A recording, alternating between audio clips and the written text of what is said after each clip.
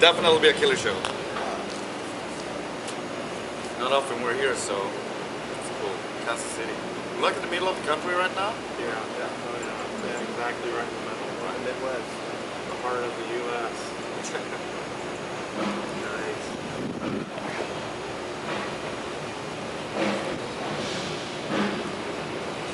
I gotta tell you, 20 years to see you guys. 20 years? 20 years. Wow, man. Dance of December Souls was my first metal album. Really? I got from overseas. And Jesus. ever since then. Wow, man. That's a long time. I know. Even for us. That's killer. Nice. All right. Have you introduce yourself when we start rolling here, and then we have a tagline that is right here. If you're not in the now, you're in the nothing. Should I say that? Yeah. Just introduce yourself and just say if you're not in the now, you're in the nothing. Sure.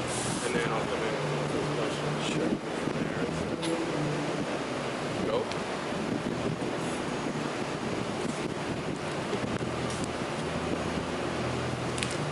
Hey everybody, this is Anderson Easter from Katatonia, the guitar player. If you're not in it now. So you guys are out with Opeth right now? Yep. How's the Opeth tour been going for you guys? Excellent. It's been going way better than we expected. Actually, I didn't know what to expect, but I mean, the venues are a lot bigger than normally when we come over here, and we get to play for a lot of people that probably, maybe they heard about us, but you know, they weren't into us and stuff like that. So it's been an excellent ride. We are really enjoying it, for sure. So far on the tour, is there any one particular show that kind of sticks out in your mind as the most memorable so far? All of them in one way, you know what I mean? I think coming to each state, each country, whatever, like city, you meet new people, each venue, it's always a new experience. So it's, I mean, every one of them are good in their own regard. But New York stood out for me, I guess. It's just something special. We actually played 2 nights in a row. So, you know, that gotta mean something, like, you know. It was just really special to be at the same place doing it twice. It almost felt like a house band. So it's kind of give you some memories of the old days. Yeah. Playing at your local club. Right. Right. Struggling. Nice.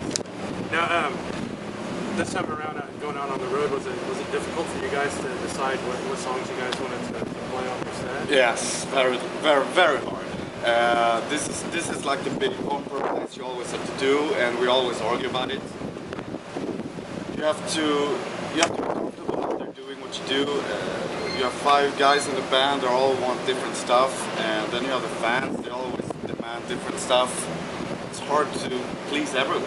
It's really hard, but we figured we're gonna do a really cool thing here. We put 45 songs in a pool. And we said, like, each member of the band can choose their own set list from those 45 songs for each night, you know. So we're taking turns, like every 5th day then, you know. And we don't get to know the songs until like an hour for stage or something like that. It makes it pretty interesting, actually, for us as well. You know, it's like, whoa, you choose that song, you fucker! No, you know. Or it's like, I love you for the set list tonight. Pretty different every day, but it keeps it really fresh and interesting, and also I think it's cool that we mix up the songs, because I noticed on this tour there's so many people going to more shows than one, and if you're coming to another show you're getting pretty much entirely different set lists, so there's a lot of value there. Wow. So you never know what to expect. Exactly. I mean, every show. Neither do they, neither do I. It's cool. Throughout the years, I've noticed, you know, your albums have, you know, like that one Great Murder Day was different than that, you know, Dance of December Souls and so forth and so forth. Do you think that the popularity of Katatonia has evolved from such albums as recent ones compared to the older ones? Yeah, I mean, back in those days we weren't touring much at all, you know, we weren't playing live more than a couple of times per year. We're doing local shows the most. We never left Sweden, you know. I think the first tour ever was actually for the Brave Murder Day album. It was a European tour, and you know, that's all we pretty much did, and you know, you can only get so far by, you know, being very limited on the touring and everything, you know. I mean, we were pretty known in the metal scene and everything, but I don't think we really had a successor in those days, you know. It was more like, yeah, we would, you know, I mean, we didn't have a management, a booking agency, nothing like that, you know. It was just on a really small scale. But you know, yeah, things have picked up since then. Now it's changed. I mean, we're actually on the same management and also the same booking agency as Opeth. So that's maybe why we're on this tour. Yeah. I mean, we're great friends as well. We've known each other for more than 20 years, but friendship is not always, you know, the key to things here as well. It's a lot of business going on behind the scenes and stuff. Boring stuff that you don't want to know about, neither do I, you know. We're here for the music, we want to have a good time, so I'm really delighted to be in the situation we are today, because we're as I see it, Katatonia is still going upwards, you know. There's a lot of bands that had their peaks already, and you know, more or less just, yeah, some of bands are struggling, some of bands even have to call themselves doing a comeback and stuff. I'm still thinking that we're climbing steadily from what we built of those albums you mentioned. And we're definitely still, you know, even though we might have changed our sound, those albums are very much still our fundament behind, you know, what we are today. So, yeah, you know, we will never forget those times. I think those times were the best. Do you guys still jam tracks from older albums, just jamming out maybe? We do. Tongue-in-cheek a little bit, you know what I mean? Because some of the other members, they don't know all the old back catalog, you know. They, like the drummer, he came in like '99. He wouldn't know how to play all the songs of Dance of December Souls and stuff. But he played a couple for Brave Mother Day, you know. He's pretty into that. There's even a few in this pool, actually. Really? Yeah. So you got to talk with the right guy. Doing the set list. To see what's in the bowl. Yeah. Exactly. Nice. Now, after the Opeth tour, do you guys have any other tour plans in the works right now? As far as I can see, we actually come pretty much to an end with this album right now. We've been touring for more than 2 years. I like the 3-year cycle between albums. I don't want it to be more than that. And it shouldn't be less either, because you really need to tour as much as you can for the album. So we're just we're ending this the year by doing a few more. Actually, it's our 20-year anniversary this year. So we had this couple of shows that were called An Evening with Katatonia, 20-year anniversary. And we ended up doing double sets, playing for almost 3 hours. Yeah, whoa, crazy. That's the first time we ever done such a thing. And we're gonna do a few more of those shows in Scandinavia when we come back home. But then there's nothing. So now, with that being said, have you guys already started working on new material for the next record? We have. And is the direction still going the same, or are you changing anything up? Any surprises from the band? There will definitely be surprises, but we're not deliberately changing the path, really. You know, we're totally comfortable with where we are right now, how we sound. But we definitely don't want to make a clone of the last album. That would be boring. Yeah. That's not really, you know, that's not a challenge either. We want to make an album that at least we feel is, can beat the last album. And for me personally, it's very important that we can balance the heavy and the mellow stuff pretty equally, because I don't want it to turn either way. I don't know, I feel more comfortable when you know, the album has that kind of balance to it. It's not like we made it too soft or too hard. It should be that even thing. Now, do you guys have stuff already, like, demoed for the next record? Yes. We have demos. I mean, we demo everything we write. It's the whole process is like, as soon as you just start jamming, you pretty much hit the record button, you know. So it's tons of hours of ideas, basically, just put down to tape. And then usually me and Jonas, we travel out to his countryside, which is like, middle of nowhere, basically, out in the woods, like you don't really have any connection to the outside world. And from there, you can really just focus on it. and we just sit there, go through all of it. I actually catalog all the stuff into folders. So it's like, yeah, you know, like the hard stuff into a folder and soft into there, and from there you make subfolders saying like, oh, here's maybe a chorus, here's maybe a bridge or a verse or whatever. And then then it's basically a big Tetris game starting, you know. You just put the right pieces where they belong. Come Yeah, together. and it gotta feel good, you know. You can't force them to come together, because if they don't fit, you can't put it there, you know. So that's pretty much how I see it. It's a really delicate process. It's really fun to do. I love doing it. I love writing an album and being in the studio, but as soon as that's over, you're getting the itch to hit the road again, you know. Then you want to come out. Now, what about the like comparing the metal crowds from the U.S. to overseas? How would you do that? Well, over here, I mean, it's extra large. You know what I mean? Everything is bigger. It's just big. Everything is big here. The distances are crazy. If we would do the drive we did yesterday, we were in Dallas. 8 hours, 7 hours. We would have left our country, you know what I mean? We would have gone down in Germany somewhere. That's what I mean. So that's pretty crazy. This country is huge, man. It's crazy. So obviously you gotta have some, you know, pretty different cultures going on, and people are, I mean, you can hear how accents change just by going here and there, and it's pretty funny. And but I mean, audience-wise, like, while we play, I don't think a real big difference. A little bit more moshing stuff going on, maybe, you know. Like when I watched Opeth the other night, like they have this, yeah, they have not only one, they have a couple of ballad songs, you know. I can see like there's 2 circle bits going on right now in a ballad. This wouldn't happen in Europe. No. So that's definitely an American phenomenon. We let out a lot of steam here, a lot of aggression. I guess. That's fine. That's awesome. But I got to tell you, you've influenced me big time. I mean, in the music that I do as well, and you know, I greatly appreciate. You know, I mean, for somebody here in the U.S. to hear a band from Sweden and have to mail order CDs across seas That's how it back in the used to be, 90s, you know, Yeah. and to be able to reach somebody like that across Yeah. the whole world, I think that's great. That is great fucking thing. great, man. And you know, Thumbs it's like up. you're doing something that you know that is really great. Greatly appreciate that. Thank you. It means a lot to hear it, because, you know, if you would have asked me back in those days, I would be like, what? Do they know about us over there? How? How could they, you know?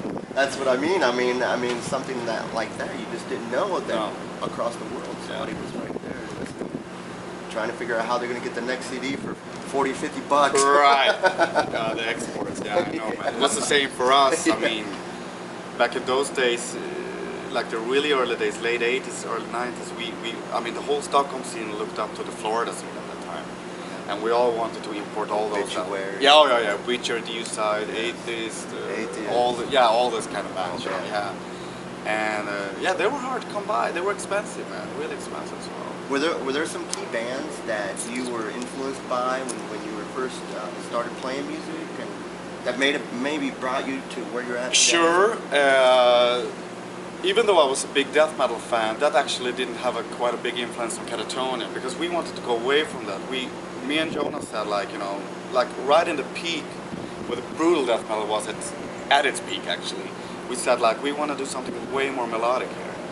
We want to do something that's just more atmospheric, more dark, you know, and not just brutal. So I think the biggest influence was Bathory, the Swedish legend. Whereas, you know, we draw our influence from them just to, you know, basically get our band going. And there was also a band called Tiamat, Swedish band, yeah. And they had their first album out, and that's basically super primitive death metal, like pretty crappy actually, sorry. But they just released a single just before they released the second album called The Astral Sleep, and they were like the first band to incorporate like acoustic keyboards and good lead guitars, melodies, like you could get shivers from, you know, like that. We were like, wow, this is way cooler, you know? This is more speaking to the heart directly. So yeah, TM and Paradise Lost, obviously. Obviously, you go. you know, obviously. So Battery, Paradise Lost, and Tiamat was pretty much the metal influences that had a direct role in Katatonia's beginnings. Yeah, with the keyboards and, Yeah. and the harmonization of the Exactly. guitars. Yeah. Where we're just, It was just beyond what everybody else did. It gave me goosebumps. And Yeah. Me as well. It still do. If Yeah. I would put it on, I'm gonna get so nostalgic about it. It's crazy. Did Jonas, did he write the lyrics to the album, Dance of December? He wrote every lyric on that album. That is phenomenal. Oh yeah. The lyrics- They're really poetic on that one, and they're pretty underrated actually. I don't understand it. They're beautiful. It's just, yeah, I mean, I went back to them because, well, now I'm spoiling a few surprises maybe, but the thing is that as soon as we go back into one of the old songs, I'm doing the growling because Jonas have to. I heard. I don't know what to say, but he just have to chill out a bit because it would be a really big disaster if he lost his voice on this tour and we had to cancel the shows with Opeth, you know. So he just said like you have to step in and do the monster part. Well, I gotta say, when I heard that both you guys were together, because Opeth is also a very big influence, Yeah. and you guys collaborate very well together. Sure. Your shows, I mean, the music, Yeah. it blends in so well, and it's an awesome tour. It is. It's a fantastic package, and I think we actually did it one time before in Europe, 10 years ago.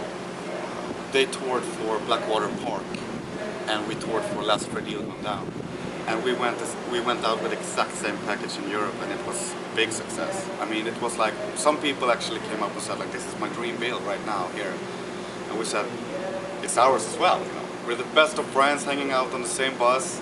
Now they're actually having their own bus. We're having that small. Look, it's actually looking cooler than their bus. Black, yes. Yeah, it's not true. No, but you know, yeah, we were hanging out, and we shared everything. I mean, we even have a fucking project together called Bloodbath. Yes. Yeah. That was going to be my next question. Right. So. Are you guys still pursuing Bloodbath? Sure. Doing that? Sure, we're doing it. It's also, you know, it's more or less has to be done on a smaller scale than we would like to because of our busy schedules, you know. It's getting huge. It's I can't believe it. It's like, you know, people are screaming for it at the concerts. Especially Michael gets to hear it every night, which is cool. Yeah, Might convince him for something at the end of the tour. No, but we'll see. But you know, it's cool. It just started as a project. We were just having fun with it. We're still having very much fun with it. That's pretty much the whole essence of having it, you know, because it's so diverse and different from what we do in main bands. But the time is not on our side for it. That sucks, you know. Opeth are always busy, and when they're not, then we are busy with Katatonia or whatever. So we just have to find those small little gaps here, like, oh shit, can we have that 2 weeks? Wow, Max, let's make an album. You have to enter the studio with us, you know. And then it's like, oh, at most you get some summer festivals, you know. But there's obviously, you know, no touring. I've seen a few festivals that you guys played at. It seems like you guys have lots of fun. Yeah. The blood everywhere. Yeah. You know. That's how it has to be, man. You just take a piss and just. That's actually the only band we're allowed to and actually can get away with drinking before a gig. Yeah. It's just This works. More work doing Katatonia and Opeth is probably way more work. Oh yeah, it's a million things going on in your head when you're out there doing that, man. There's so much. It's pretty complex, and it's also very emotional. You know, it's just not something you just do. I mean, when Jonas sings the lyrics, he really have to mean it. You know, and with Bloodbath, it's just like, you know, let's fucking go out and go nuts. Yeah. So it's a pretty good diversity between those two occupations right there. And having both makes you a happier person. Release and Yeah. you also have Tension and release, exactly, constantly. Now going back to the next Katatonia record, you guys have a kind of like a ballpark time when you guys want to try and have that out? Next year, that's a promise. Then it's up to us if we manage to put it out before summer or not. We would like to do that because, yeah, a lot of reasons, but I don't know. I mean, 2012 is good enough for me, you know. It's worth waiting for, you know. We're not gonna stress it because I always say, I kept a promise to myself, if I don't feel the album is, you know, beating the last one, then I'm gonna rather wait. Rewrite it if I need to, but so far it's going really well. I mean, I'm super happy with everything we got so far.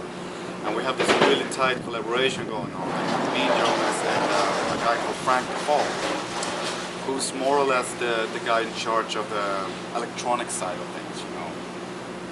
That's not really our world, and I don't want to get too much involved in that world either, because I don't want to get like, I don't want to start buying keyboards or anything, you know. I'm busy with guitars, you know what I mean? So I don't want to be that keyboard guy. But I love what can be created out of it if it's not overdone. So this guy is really fantastically talented with that stuff, and we just act like a filter, I guess, for him to, you know, do his stuff. Oh. Yeah, he can really play piano. I'm not a piano player. I can say like what I like and what I don't like, but he can actually, you know, do all that stuff. So I'm like, that's good. That's Beethoven. Fuck off. No. You know what I mean? You can just You kind of balance it out a little bit. So it's really cool to collaborate with a guy that's really talented on that department. Yeah. Give you new ideas. Exactly. It's just colors stuff differently than you thought it would, you know, by just sitting with a guitar. You know, it opens up new horizons and new ideas. So that's definitely cool. You know. But as I say, we're not gonna turn electronic or anything, because we have and it's always gonna be the roots and the foundation for our sound, you know. But I don't see anything wrong with, like, you know, going out in a few unknown territories and just picking up stuff and bringing it back in again. That's what I want. Wow. Well, man, I think we covered everything. Definitely. Appreciate you taking some time. Yeah. My pleasure, Yeah. My pleasure. Any last words you want to toss out to our readers? Just happy to be here. I think we've only been in Kansas one time before. Can't remember much of that actually, but I have a good feeling this night will be more memorable. Nice. Let's kick it. Cool. All right. Sweet. Perfect.